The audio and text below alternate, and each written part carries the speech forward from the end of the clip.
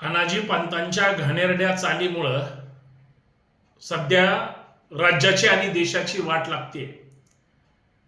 अंधभक्त आणि अनाजी पंत या दोघांची फार मोठी मिली भगत असल्यामुळे तुम्हाला ना अनाजी पंत सुधरू द्यायला तयार आहे ना अंधभक्त.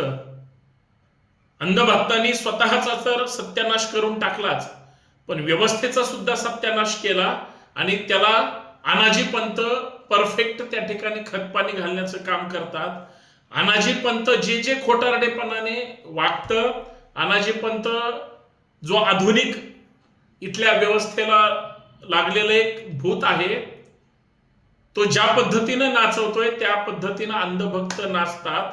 सध्या अंधभक्तांची आणि अनाजी पंतांची इतकी भयानक युती झालेली आहे. या युतीमध्ये चांगल्या माणसाचा सत्यानाश झाला, चांगल्या समाजकारणाचा सत्यानाश झाला, चांगल्या राजकारण्यांचा सत्यानाश होत आहे आणि विकासाच्या नावाला त्या ठिकाणी वाट लागली किंवा अत्यंत त्याचाही सत्यानाश झाला असं म्हणलं तरी वावगं ठरणार नाही. अंधभक्त नावाची जमात ही ना सुधरते ना सुधरू देते. त्यांना चांगलं कधीच पटत नाही. अंधभक्तांनी जेवढी या देशाची वाट लावली नाही तेवढी इतर कुठल्याही देशाची वाट लावलेली नाही. इतकी वाट आपल्या भारताची लावली, आपल्या महाराष्ट्राची लावली. अनाजी पंत वेगळ्या वेगळ्या रूपामध्ये सध्या केंद्रात आणि राज्यात सत्तेवर सुद्धा आहेत. अनाजी पंत वेगळ्या वेगळ्या ठिकाणी सुद्धा प्रकट झालेले आहेत. अंधभक्तांना आणि अनाजी पंतांना फक्त सूड उगवायचं आहे. तुमच्या प्रामाणिकपणाच्या विरोधात, तुमच्या निष्ठेच्या विरोधात, तुमच्या लढाईच्या विरोधात, तुमच्या संघर्षाच्या विरोधात आणि सगळ्यात महत्वाचं तुमच्या एकतेच्या सूत्राच्या विरोधात. तुम्ही कोणीही एकत्र असले नाही पाहिजे, तुम्ही मोठे झाले नाही पाहिजे, तुमचं चांगलं संघटन असलं नाही पाहिजे आणि तुम्ही तुमच्या हक्कासाठी भांडलं नाही पाहिजे.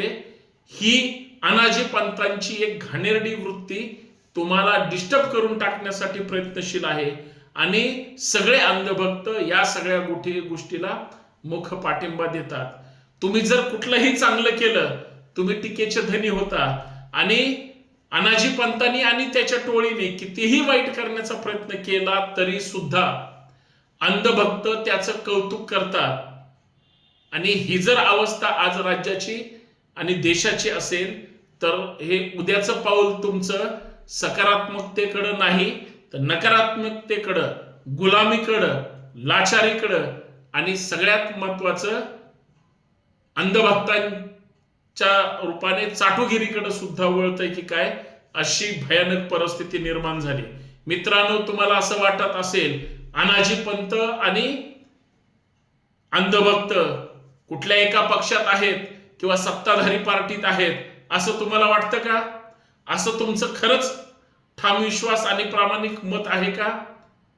मी सांगतो तुम्हाला अंधभक्त कुठं कुठं आहेत आणि सत्ताधारी पक्षामध्ये कोण आहे आणि इतर ठिकाणी कोण आहे, या सगळ्या विषयावर चर्चा करूया. सर्वप्रथम हा व्हिडिओ शेवटपर्यंत बघा, जास्तीत जास्त शेअर करा. आपण नवीन असाल तर आपल्या या हक्काचं संतोष शिंदे ऑफिशियल किंवा शिवाजी ब्लॉग हे यूट्यूब चॅनल आपण सबस्क्राईब करायला विसरू नका. बेल आयकॉन प्रेस करा, नोटिफिकेशन ऑल ठेवा आणि सगळ्यात महत्वाचं जोडले जाऊया. बरं बोलण्यापेक्षा खरं बोलूया आणि रोखठोक भूमिका मांडण्यासाठी मी ॲडव्होकेट संतोष शिंदे नेहमी कार्यतत्पर असतो. मी चर्चा करतोय अनाजी पंतांबद्दल. खरं सांगा बरं, अनाजी पंतांनी बऱ्या भागामध्ये, बड्या नेत्यांमध्ये, बड्या राजकारण्यांमध्ये स्वतःचा सवता सुभा निर्माण केलाय. अनाजी पंत हा असा माणूस आहे, त्यांनी चांगली लोक घालवलीत, चांगली सरकार घालवलीत आणि चांगली व्यवस्था बदनाम केली, त्याला अनाजी पंत म्हणतात. आणि अंधभक्त म्हणजे त्याचे भैताड भोजन, आमचे सगळे गुलामी जगणारी सगळी लोक. अंधभक्त नावाची जमात, मी मगाशी प्रश्न विचारल्यासारखं अनाजी पंत एका पक्षात आहे का, तसं अंधभक्त सुद्धा एकाच पक्षात आहे का? होय, एकाच पक्षात आहे. सत्ताधारी पक्षात अनाजी पंत आहे, अंधभक्त आहेत. पण फक्त सत्ताधारी आहात किंवा आहेत हे डोक्यातून काढून टाका. विरोधी पक्षात सुद्धा अंधभक्त आहेत. सगळ्या राजकीय पक्षात अंधभक्त ठासून भरलेत आणि अनाजी पंत सुद्धा आहेत. ते नाव फक्त विचारधारेचं घेतात, काम बरोबर त्याच्या विरोधाचं करतात. कारण अनाजी पंतांच्या आशीर्वादानं सगळ्यांचं राजकारण, समाजकारण आणि स्वार्थ हा फक्त आणि फक्त स्वतःपुरता आहे, इतरांचं काहीही पाहत नाहीत. अनाजी पंत हे ज्या पद्धतीचं खुनशी, घाणेरडं आणि अत्यंत विचित्र आणि विक्षिप्त राजकारण करतायत, त्याला सध्या महाराष्ट्रात आणि देशामध्ये तोड नाही. आणि याच अंधभक्तांनी तुम्ही चांगलं करायला असाल तर हे लगेच तुटून पडतात. अंधभक्त कुठल्या वेशात आहेत? अंधभक्त प्रत्येक चांगल्या लोकांच्या कमेंट बॉक्समध्ये आहेत. अंधभक्त खोटे आणि बोगस फेक अकाउंट मध्ये आहेत. अंधभक्त गाव, खेड्यात, शहरात आणि सगळीकडं एक संघीमनवादी टोळी म्हणून त्या ठिकाणी कार्यरत आहेत. अंधभक्त कोण कोण आहेत? जे फक्त आणि फक्त काही विशिष्ट वर्गाचीच चापलुसी करण्यामध्ये व्यस्त आहेत. आणि शेवटचा मुद्दा, अंधभक्त कोण आहेत?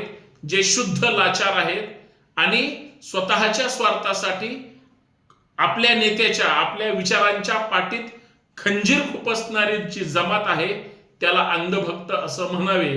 आणि या सगळ्या घाणेरड्या वृत्तीचं नेतृत्व करतात, त्याला अनाजी पंत असं म्हणावे. कारण अनाजी पंतांनी त्या काळातही घाणेरडं आणि विशिष्ट हेतुपुरस्कर सुडाचं त्या ठिकाणी राजकारण केलं होतं. अनाजी पंत आज सुद्धा आहेत. आमच्या इथल्या मराठा बहुजन समाजाला गुलामीत ठेवून त्या ठिकाणी त्यांची दिशाभूल करून आज स्वतःचा स्वार्थ साधण्याचं काम करतायत. आम्हाला ह्या सगळ्या गोष्टी कळत नाहीत. आमची लोक सुधारणार कधी? आमची लोक चिकित्सा करणार कधी? आमची लोक व्यवस्थेच्या विरोधात बोलायला कधी लागणार? आमची लोक या सगळ्यातून एक सामाजिक परिवर्तन घडलं पाहिजे.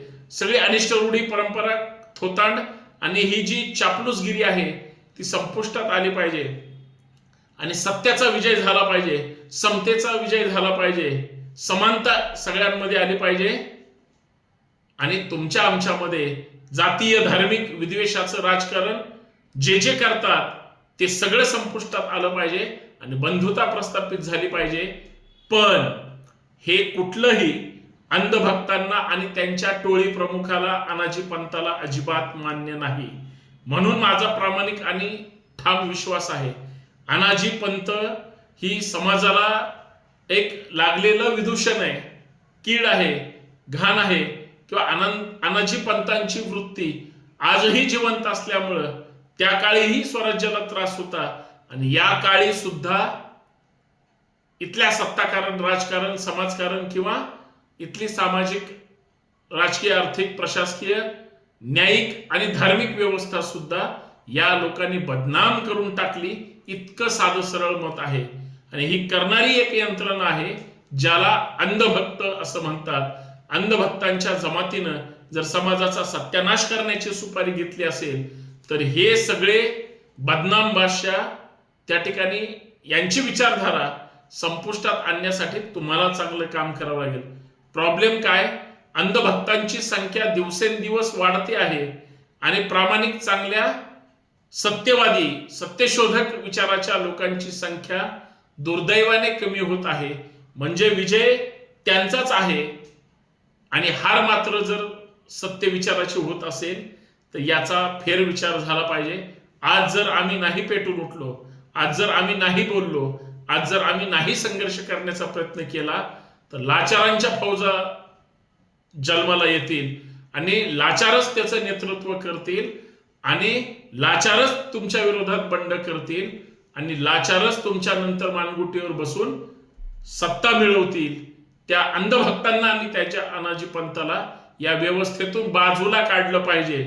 बाकी जनता सुज्ञ आहे, पण प्रत्येकाने आता विचार करून सगळ्या गोष्टी केल्या पाहिजेत, एवढं माझं प्रामाणिक मत आहे.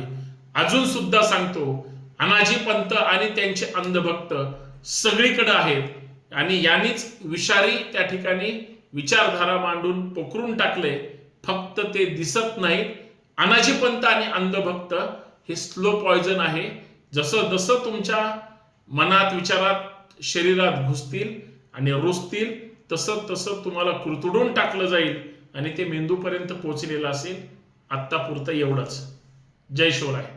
खरं आहे की खोटं आहे? खरं असेल तर इतरांना सुद्धा समजलं पाहिजे म्हणून प्रयत्न करा हा व्हिडिओ कुणाला तरी शेअर करायची. आणि जमलं तर इतर व्हिडिओ सुद्धा असेच रोखठोक पाहण्यासाठी संतोष शिंदे ऑफिशियल हे यूट्यूब चॅनल सबस्क्राईब करा आणि नोटिफिकेशन ऑल ठेवा. जोडले जाऊया. जय शिवराय.